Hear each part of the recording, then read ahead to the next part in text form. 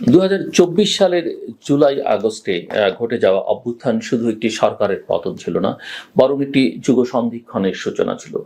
দীর্ঘ সময়ের দমন পীড়ন, গুম খুন, ভোটাধিকারহীনতা, বাক স্বাধীনতার সংকোচন ও রাষ্ট্রযন্ত্রের দলীয়করণের বিরুদ্ধে জনতার জাগরণ ছিল সেটি। ছাত্রদের হাত ধরে শুরু হওয়া সেই আন্দোলনে শিক্ষক, সাংবাদিক, নারীরা, এমনকি কিছু সরকারি কর্মকর্তা পর্যন্ত একসময় সমর্থন জানিয়েছিলেন।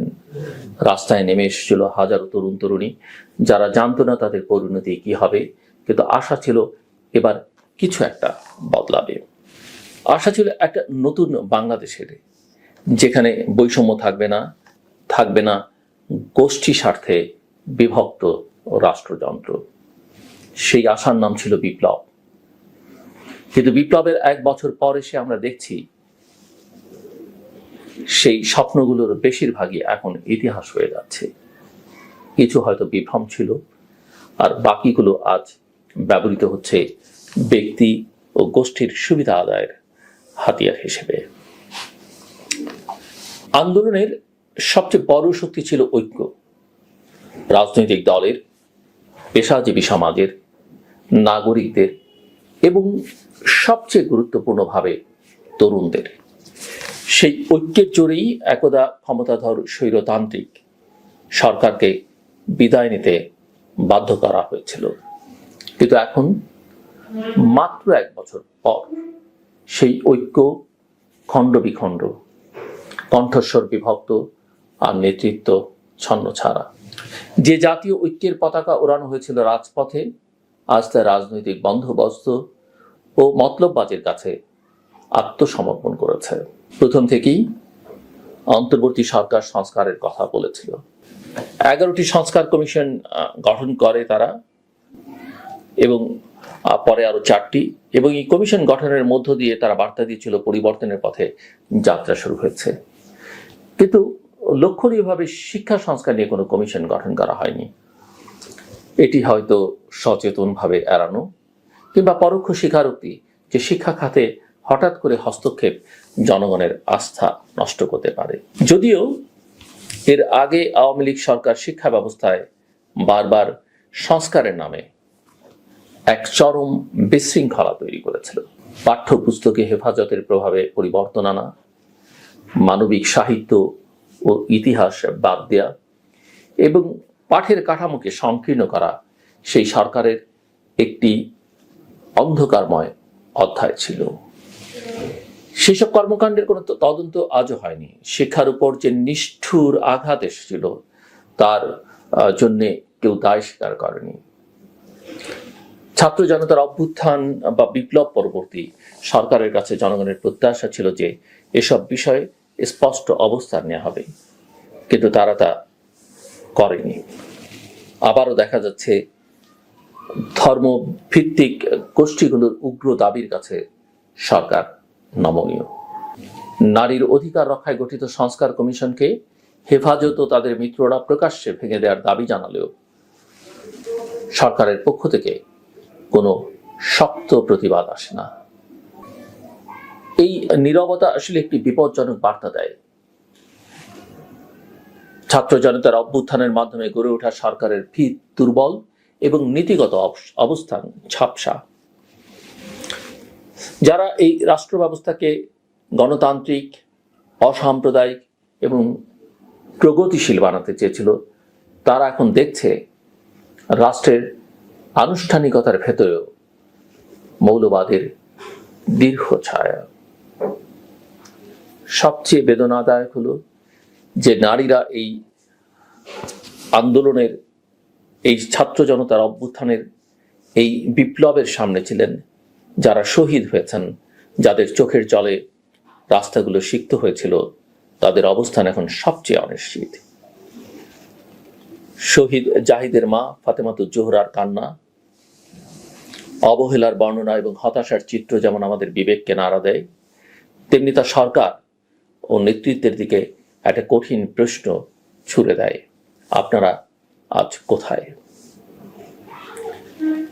কেন ফাতেমাতুজ জোহরাকে একা ফেলে রাখা হলো? তার সন্তানের রক্তে স্নাত যে বিপ্লব, সেই বিপ্লব এখন কি কেবল এক শ্রেণীর ক্ষমতার সিঁড়ি হয়ে উঠেছে। যদি আমরা চারপাশে তাকাই, দেখি মঞ্চে যারা ছিল তাদের অনেকে এখন ক্যাম্পাস ছেড়ে কনফারেন্স রুমে। প্রতিবাদকারীদের জায়গা নিয়েছে কর্তৃত্ববাদীরা। রাষ্ট্র সংস্কারের দায়িত্ব পেয়েও অনেকে তা গ্রহণ করেছে সুবিধা হিসেবে। বিপ্লবীরা আজ আচ্ছাদিত বিলাসিতা আর মোহময়ী রাজনীতিতে। জীবনের যে ক্লান্তির ছাপ একজন শহীদ পিতার মুখে ছিল, তা কি কোনো নতুন নেতৃত্বের চেহারায় ফুটে ওঠে? বরং দেখা যাচ্ছে প্রতিটি শহীদকে ব্যবহার করে গঠিত হয়েছে একটি সুবিধাভোগী ক্লাব, যেখানে নীতির চেয়ে প্রয়োজন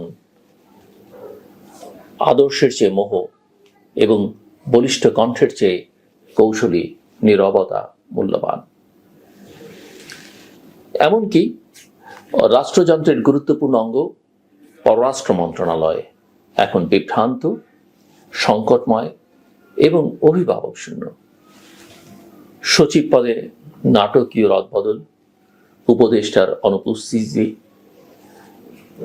মন্ত্রণালয়ের ভেতরে অনেক কর্মকর্তার আবির্ভাব, গুরুত্বপূর্ণ প্রভাবশালীর আবির্ভাব, আন্তর্জাতিক সফরের সমন্বয়হীনতা, সবকিছু একটি দিশাহীন পররাষ্ট্রনীতির ইঙ্গিত দেয়। পাকিস্তান, চীন, বাংলাদেশ ত্রিপক্ষীয় বৈঠক হোক বা লন্ডন সফর, এর সবকিছু হয়েছে প্রশ্নবিদ্ধ, যা আমাদের কূটনীতিকদের দক্ষতা নয়, বরং সরকারের অভ্যন্তরীণ বিশৃঙ্খলার ইঙ্গিত দেয়। অন্যদিকে রাজনীতি নতুন মোড় নিচ্ছে। বিএনপি ও অন্তর্বর্তী সরকারের মধ্যে লন্ডনে একটি সম্ভাব্য নির্বাচনী সময় নিয়ে যে সমঝোতা হয়েছিল, তা আপাত দৃষ্টিতে ইতিবাচক মনে হলেও এর বাস্তবায়ন নিয়ে সন্দেহ থেকেই যাচ্ছে। কারণ সংস্কার প্রশ্নে রাজনৈতিক দলগুলোর ঐকমত্য এখনো অনুপস্থিত। জাতীয় ঐকমত্য না হলে নির্বাচনের সময় নির্ধারণ করা লাভ নেই। নির্বাচনের সময়কে নির্ধারণ করে কোনো লাভ হবে না, বরং এতে জনগণের বিভ্রান্তি আরো বাড়ে। ক্ষমতায় যাওয়ার লোভ, নতুন দলগুলোর আত্মপ্রকাশ, ছোট দলের কিং মেকার হওয়ার বাসনা, সব মিলে এখনকার রাজনীতি অস্থির এবং সংশয়গ্রস্ত। এরকম একটা প্রেক্ষাপটে বিএনপির সামনে একটাই রাস্তা খোলা: স্বাধীনতা, গণতন্ত্র এবং সার্বভৌমত্বের প্রশ্নে আপোষহীন থাকা। জিয়াউর রহমানের উত্তরসূরি হিসেবে তারেক রহমান যদি নেতৃত্বে আসেন, তাহলে তাকে হতে হবে জনগণের ঐক্যের প্রতীক, রাজনৈতিক শুদ্ধতার প্রতিশ্রুতি এবং একটি নতুন দিশার পথপ্রদর্শক। কারণ স্বাধীনতার ঘোষকের প্রতিপক্ষদের কাছে এই নেতৃত্ব কখনোই গ্রহণযোগ্য হবে না। একে ঘায়েল করতে এখন নতুন ভোট ব্যবস্থা, অনুপ্রবেশমূলক রাজনৈতিক কৌশল এবং তথাকথিত জাতীয় ঐক্যের আড়ালে লুকিয়ে থাকা দমন নীতি ব্যবহার হচ্ছে। বিপ্লবীরা আজ বিভক্ত। কেউ কেউ দলীয় লেজুর বৃত্তির শিকার, কেউ বা ধান্দাবাজির প্রতিবাদ করে নিজেই ছিটকে পড়েছেন। উমামা ফাতেমার মতো কণ্ঠস্বর এভাবেই প্রমাণ করে দিচ্ছে যে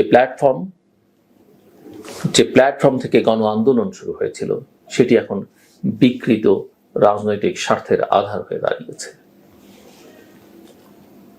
অনেক ছাত্রনেতা অভিযোগ করছেন তাদের প্রতিশ্রুত ভবিষ্যৎ এখন অন্যদের রাজনৈতিক ক্যারিয়ারের সিঁড়ি হয়ে উঠেছে। এই বিপ্লবের বর্ষপূর্তি আমরা পালন করছি রাষ্ট্রীয় উৎসবের মতো করে। অনুষ্ঠান হচ্ছে, ব্যানার ফেস্টুনে শহীদদের মুখ ছাপা হচ্ছে, স্মৃতিচারণ চলছে, কিন্তু শহীদ পরিবারের কোনো সুনির্দিষ্ট সহায়তা আমরা দেখতে পাই না। গুম খুনের বিচার নেই। চেতনার ধারক ছাত্ররা এখন দ্বিধান্বিত।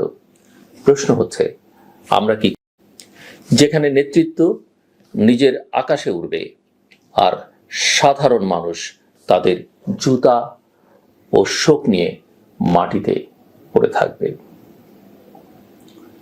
তবে এখনো আশা ফুরিয়ে যায়নি, কারণ বাংলাদেশের মানুষ ভুলে যায় না, তারা আবারও জেগে উঠতে জানে। শহীদের রক্ত বৃথা যেতে পারে না যদি আমরা নিজেদের সংশোধন করি, সত্যিকার অর্থে জবাবদিহিতার রাজনীতি গড়ে তুলি, নারীকে তার প্রাপ্য সম্মান দিই, শিক্ষা এবং কূটনীতি থেকে রাজনৈতিক ফাঁকিবাজি সরিয়ে দিই। বিপ্লব আবারও হতে পারে, এবার ভেতরে, বিবেকের মধ্যে, নেতৃত্বের মননে। বিপ্লবের গৌরব তখনই ফিরবে যখন তা হবে সকলের, কেবল কিছু মাত্র সুবিধাভোগীর নয়। শেষ করবার আগে বলি, অন্যের মতামতকে গুরুত্ব দিন। মতভিন্নতা থাকতে পারে, মতভিন্নতা মানেই খারাপ কিছু নয়। আপনি আপনার মতামত বলুন, কিন্তু সহনশীল হন, অন্যের মতামতকে